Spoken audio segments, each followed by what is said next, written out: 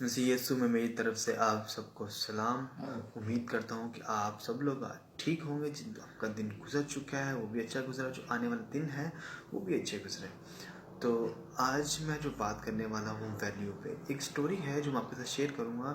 ایک بچے نے اپنے والد سے پوچھا کہ میری ویلیو کیا ہے.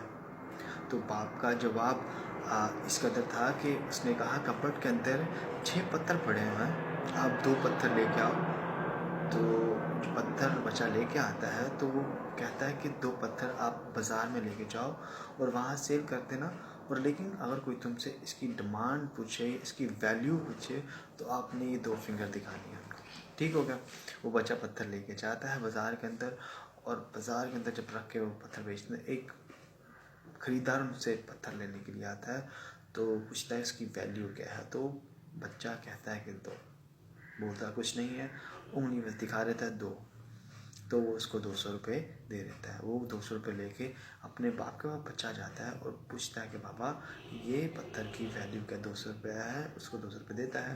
وہ کہتا ہے کہ 2 پتھر اور لے کے آؤ, اور ان پتھروں کو اب آپ میوزیم میں کے لے کے اندر جانا, اور وہاں جا کے آپ نے پھر بولنا کچھ نہیں ہے, اور آپ نے 2 انگلی کو اشارہ کر دینا. تو وہ بچہ پتھر لے کے جاتا ہے میوزیم کے اندر, اور پھر ایک کسٹمر آتا ہے اور اس کی ویلیو پوچھتا ہے. تو بچہ 2 انگلی دکھاتا ہے, اور بچہ 2 انگلی دکھا کے چپ کر جاتا ہے. تو جو کسٹمر ہوتا ہے وہ اس کو 2000 روپیہ دے دیتا ہے. وہ بچہ 2000 لے کے باپ کے پاس جاتا ہے اور کہتا ہے کہ اب جب میں میوزیم میں پتھر رکھے تو اس پتھر کی ویلیو 200 روپے مجھے ملی. آج آپ کو آپ کی ویلیو پتہ لگ جائے گی کہ آپ کی زندگی میں آپ کی ویلیو ہے کیا. 2 پتھر اور تھے جو پڑے ہوئے تھے. اس بچے نے 2 پتھر اٹھا کے اپنے باپ کے پاس لے گئے. اس کے باپ نے کہا اب یہ 2 پتھر آپ پتھر کی دکان پہ لے کے جاؤ. وہ بچہ 2 پتھر اٹھا کے پتھر کی دکان پہ لیتا ہے.